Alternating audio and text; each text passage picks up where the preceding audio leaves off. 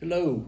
Today we're going to go into chapter 7 of the book of Revelation. Last week we finished up chapter 6, which chapter 6 had quite a bit into it, so it took 2 weeks. This week we're going to talk about chapter 7. And before we do, I'm going to go ahead back to a verse where Jesus talked in the book of Matthew. That's Matthew chapter 24, verse 14. And Jesus said, and the good news about the kingdom will be preached throughout all the world, so that all nations will hear it, and then the end will come. So I just like to point that out. I'm going to do one from Daniel too in a little bit, but back when Jesus lived was 2,000 years ago. And Jesus said that the good word would be preached all through the world before the end comes.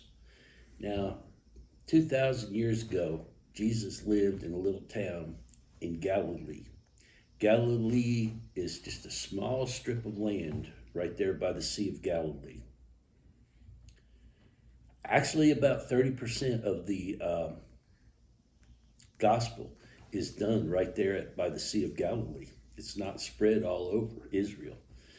But he lived in this small town 2,000 years ago. We didn't even have a postal service. Now, how did Jesus know that this word would be spread and in all nations would know about this and then the end would come? How would he possibly know 2,000 years ago? Well, I'm going to tell you why. Because Jesus was a prophet. And today, the good word is spread easily by TV, by radio, by internet, by phone. We have missionaries that go all over the world. Solomon goes to Africa. He goes to India, and he spreads the gospel. Am I right? Thank you. So we have this all over. The Bible's been translated into almost all languages by now, if not all by now. But most languages it's been translated to. Even so, they've heard the word. Even though the people have heard the word, after the rapture, there's going to be multitudes of people that are left behind because they're not saved. And, God has said at one point that there's no reason for anybody to be left behind. All you have to do is become a believer in Jesus and put your faith in him. So this is how Jesus knew. He knew because he was a prophet.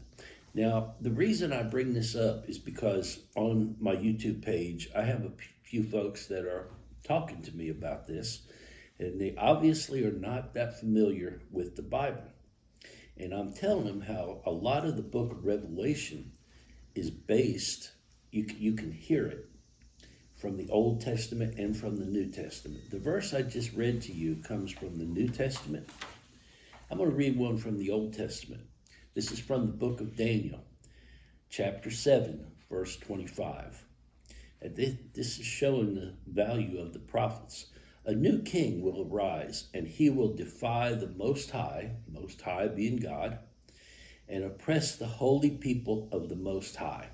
He will try to change their holy festivals and their laws. And they will be placed under his control for a time, times, and a half time.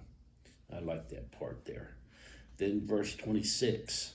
But then the court will pass judgment, and his power will be taken away and destroyed. This was the end of Daniel's vision of King Nebuchadnezzar's dream at the very start when he interpreted that dream. Time, times, and time and a half. Solomon, we had a Sunday school lesson about that one time. You remember that? How do you explain time, times, and half time? You don't want to talk about it?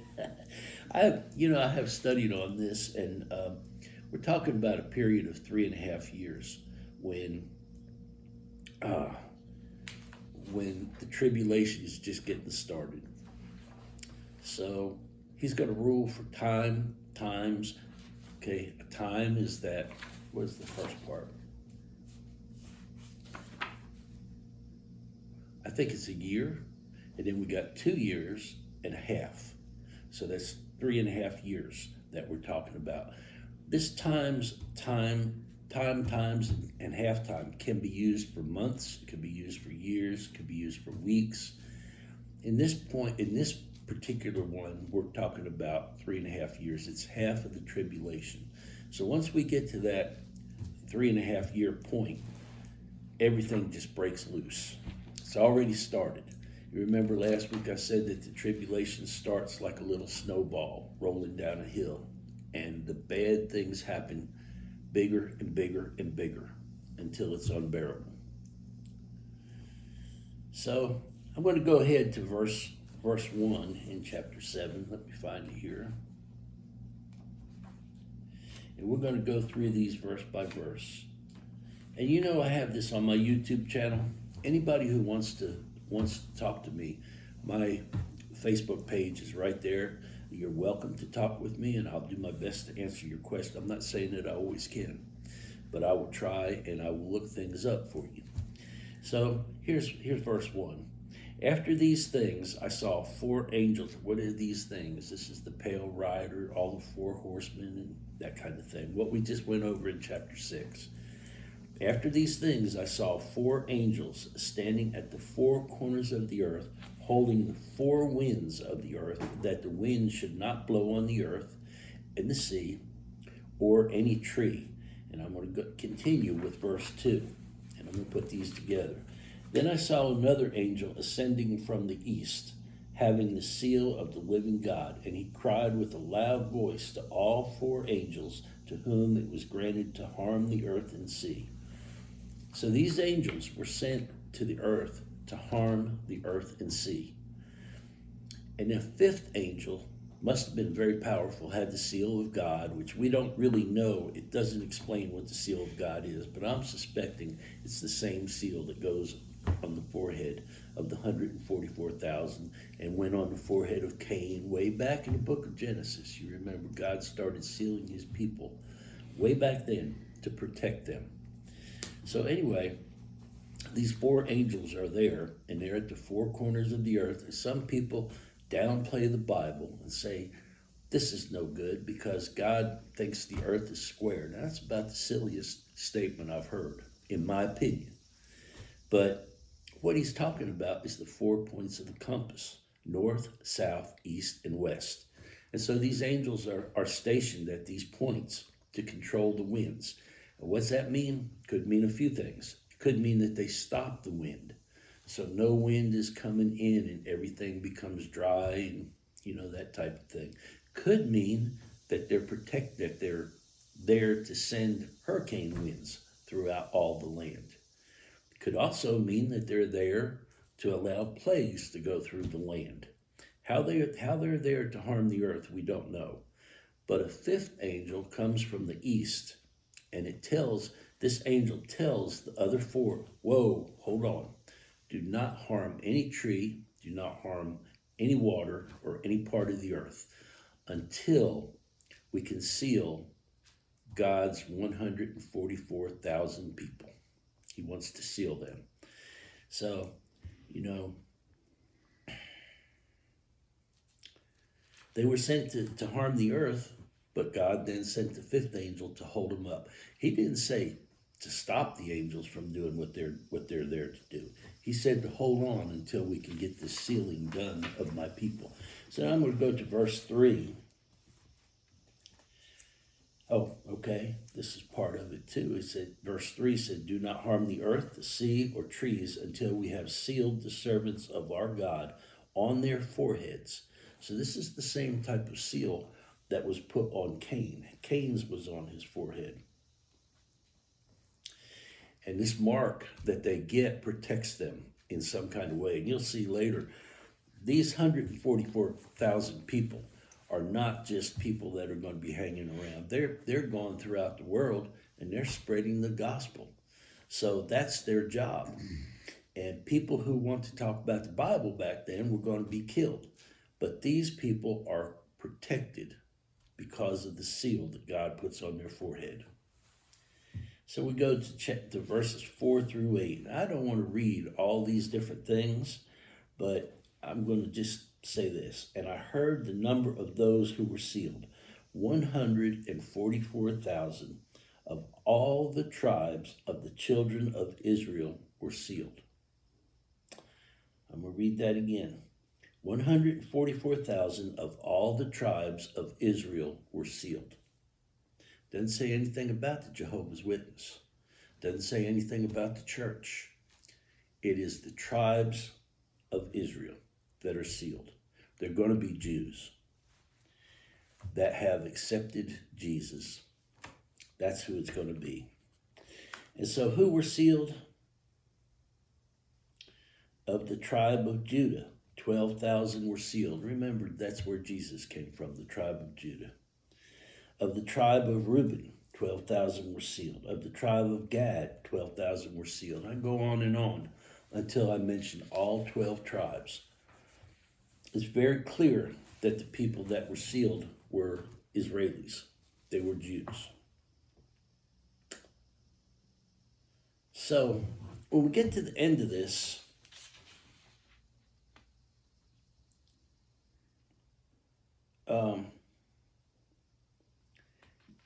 I'd like to point out that Jehovah's Witness at one point were knocking on people's door and telling them about this 144,000. And they said that those 144,000 were going to come from their ranks.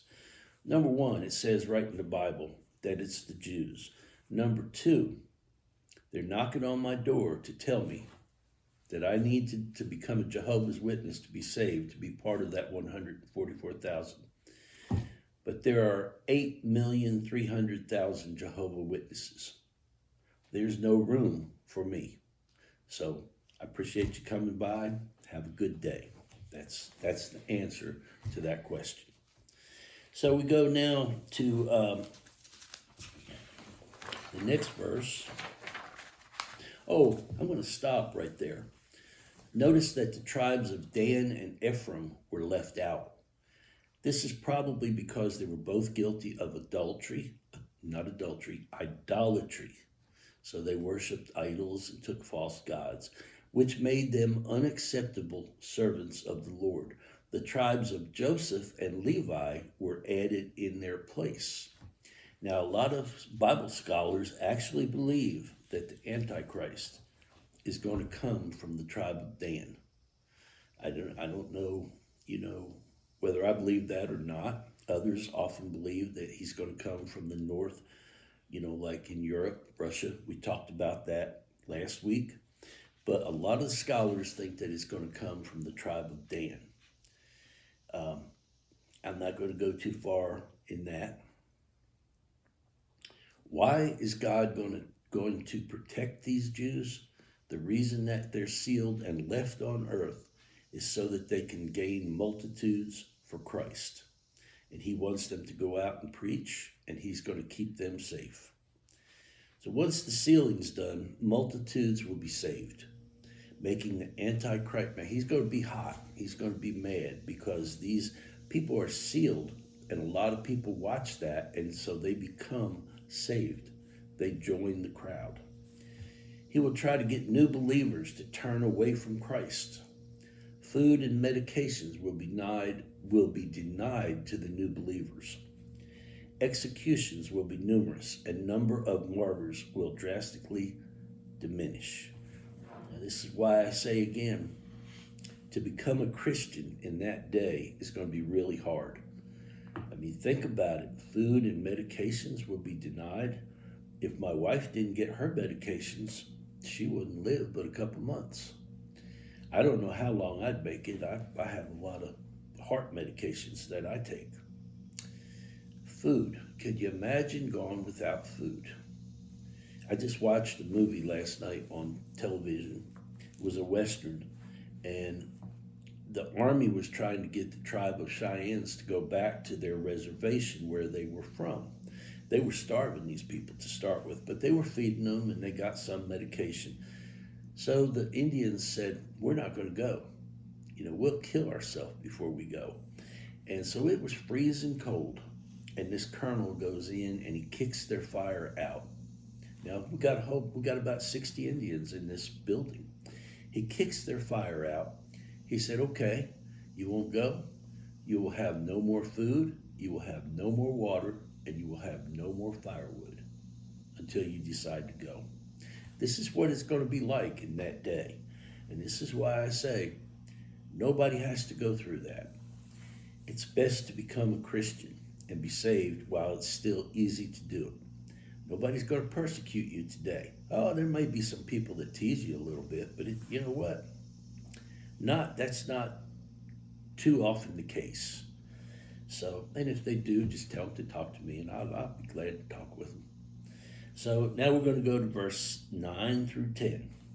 After these things I looked, and behold, a great multitude, which no one could number, of all nations, tribes, peoples, and tongues, standing before the throne and before the Lamb, clothed in white robes, with palm branches in their hands.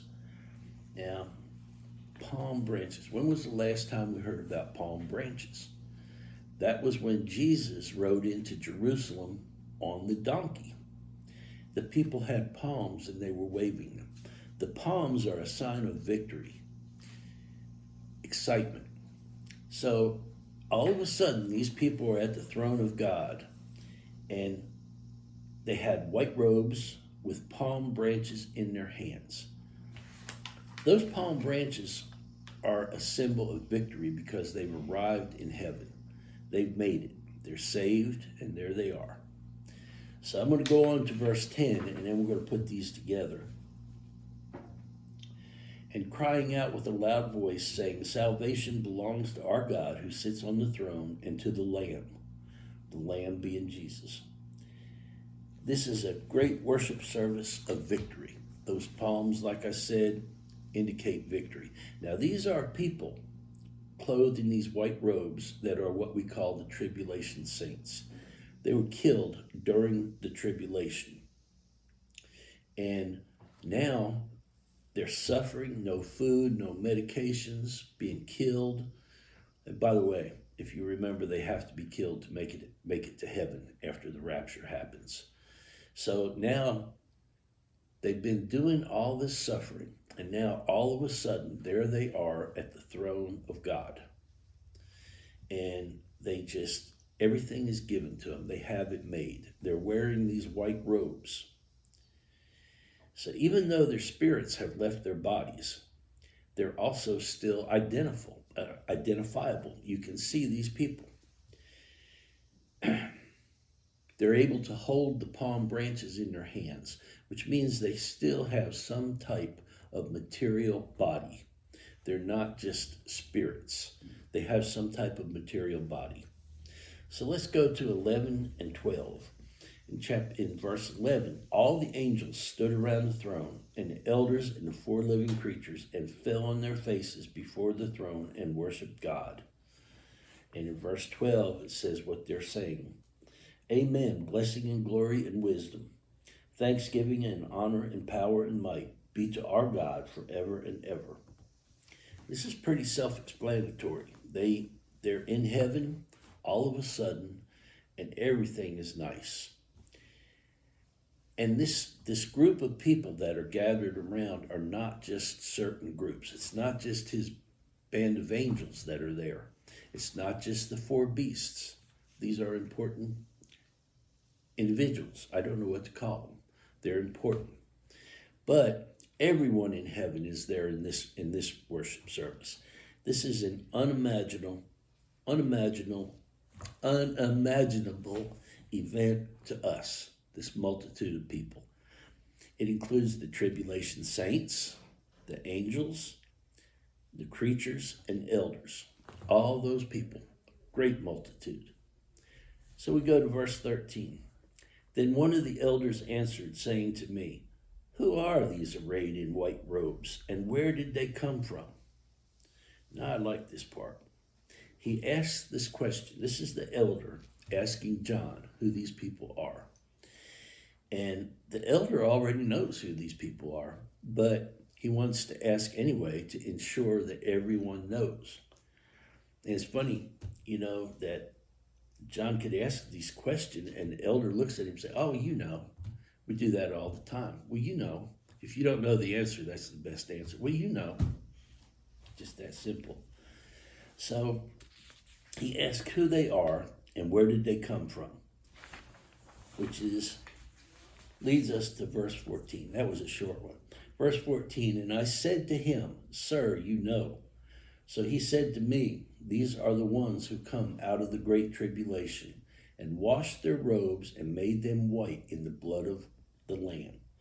We know who the tribulation saints are. They're the people who were killed, the martyrs, that are now brought to heaven. They no longer have to preach the gospel and try to win multitudes. They are already there. And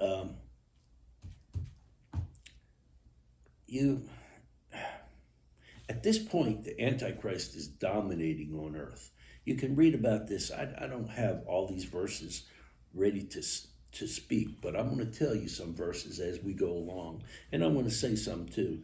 But you can read about this in Matthew 24, verse 9, and also 21 and 22. And there's more places that you can read about this too. But the 124 had a task, and that was preaching.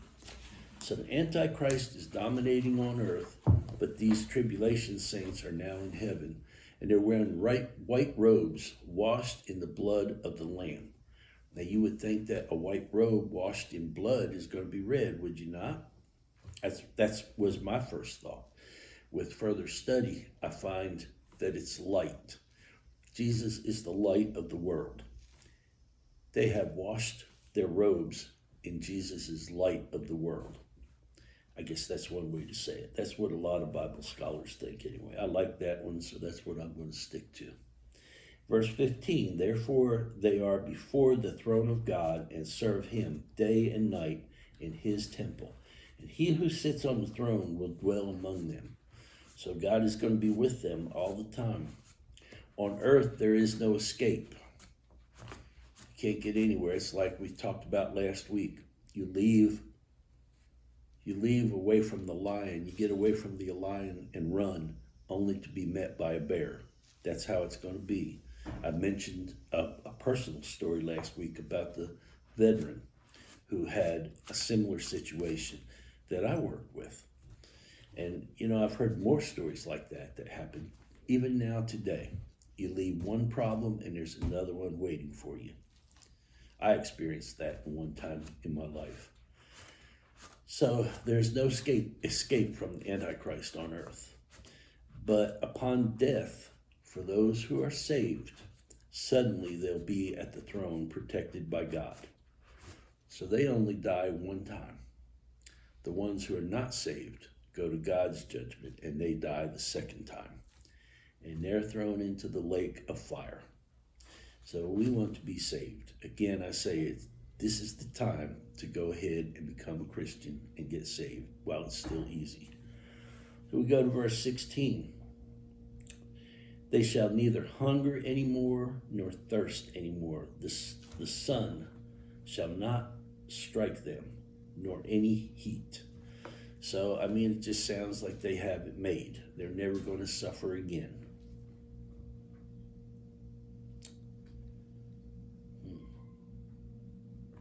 I'm going to skip that. Then we go to verse 17. For the Lamb who is in the midst of the throne and will shepherd them and lead them to living fountains of water, and God will wipe away every tear from their eyes. There are some that say there was never any tears in heaven. But if you remember way back at the beginning, there was John crying because nobody was qualified to open the scroll with the seals. Then you read again where the tribulation saints are under the altar and they're crying out for vengeance. Remember that, they're crying. But at this point, God wipes away their tears and there will be no more tears. He's prepared everything for the millennium. So I said that I would read. I'm going to go to chapter 3 and we're going to talk about the letter to Sardis if we have time. Do we have time? 10 minutes. 10 minutes. It's 10 10 minutes. o'clock. It's 10 o'clock right now. Oh, we have time for that. Okay, so I'm going to read this verse from Daniel. This is Daniel 7, verse 25. Now remember, Jesus said what he said 2,000 years ago. I don't remember how many thousands of years it was before Jesus that Daniel was there, but it was at least 1,000. And so here's Daniel. A new king will arise, and he will defy the most. Did I read this already? He will defy the most oppressed. I'm sorry. A new king will arise, and he will defy the Most High and oppress the holy people of the Most High. He will try to change their holy festivals and laws, and they will be placed under his control. Oh yeah, we talked about this for a time, times, and a half time. But then the court will pass judgment, and his power will be taken away and destroyed. We didn't get to the part where his power was taken away and destroyed yet. We got to go through in chapters 6 through 18. This is the tribulation. We're just starting the tribulation with what we talked about in chapter 6 and chapter 7. Now I want to go back. You remember when we first started,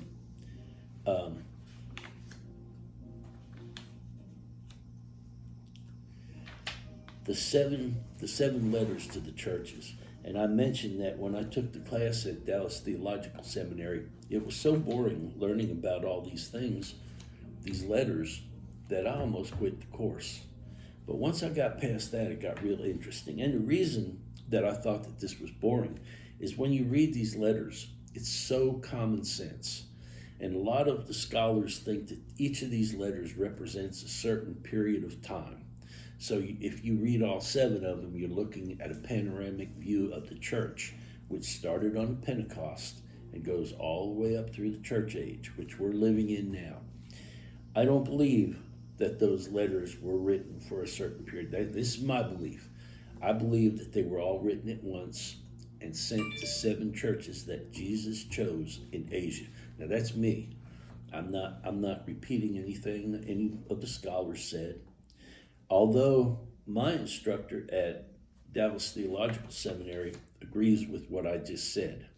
Dallas Theological Seminary itself believes in the panoramic view, but my instructor believes that they were all done at the same time. All right, here we go.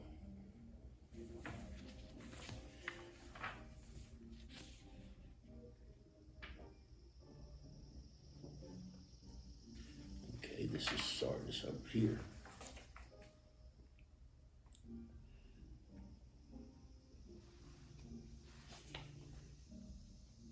Okay, here we go. Verse 1. To the angel of the church in Sardis write, these things says he who has the 7 spirits of God and the 7 stars. You remember the 7-fold Spirit of God, that's what he's talking about. The 7 stars, each star represents an angel. And your works, that you have a name, that you are alive, but you are dead. So this is a church that's alive, but yet it's dead. What does he mean by that? I'm going to continue reading. Be watchful and strengthen the things which remain, that are ready to die, for I have not found your works before God. There's a church in Thyatira that is actually growing, and everything that they do is increasing. But this church in Sardis is actually diminishing. Their works are just dropping off. Okay. You remember the first letter was to the church in Ephesus. The second letter was to the church in Smyrna. And they each had a similar thing that they're talking about. This particular one is telling the church, and this is not just a message to the church. This is a message to you. Okay? Your works are dropping off. This is what Jesus is saying. And in verse 3, remember therefore how you have received and heard. Hold fast and repent. Therefore, if you will not watch, I will come upon you as a thief, and you will not know what hour I will come upon you. And we've heard this before. But, you know, it's like they say, if you know when Jesus is coming, you can be ready for it.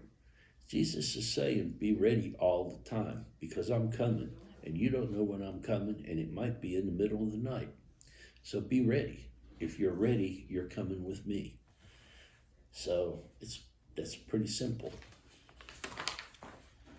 And he says in verse 4 and 5, you have a few names, even in Sardis, who have not defiled their garments, and they shall walk with me,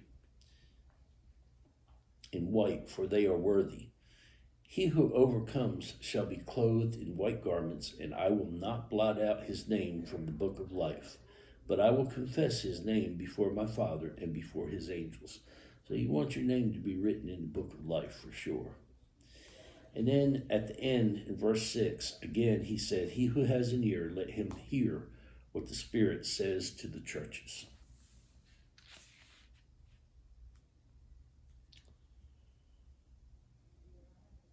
And the next one is the church in Philadelphia.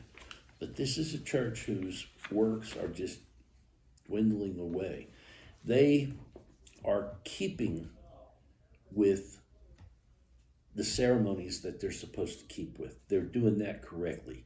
But it's just almost like fake. All they're doing is just going through the motions. They're not accomplishing anything. So that's the third church. You can read the first two churches. They're self-explanatory. Ephesus and Smyrna. Now this was Sardis. So that's 3 of the 7 churches that we've covered. Anyway, I appreciate you coming, and you can see this all my classes are on YouTube. I believe this is the 7th one, might be 8, but there's 7 of them on our YouTube channel. And if you send me an how is the easiest way for them to find me on there, Barbara? On Facebook, it's facebook.com/weddingmeister. Facebook.com/weddingmeister. That's MEISTER. Where the Wedding Meister comes from is my wife and I started a wedding business in 1988. And she was the wedding lady and I was the wedding meister. So we've been involved in over 1,500 weddings over the years. And so I'm still the wedding meister, even though I'm an old man now.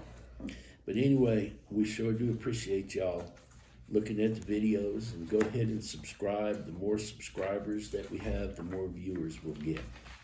And I appreciate your time. Have a good day.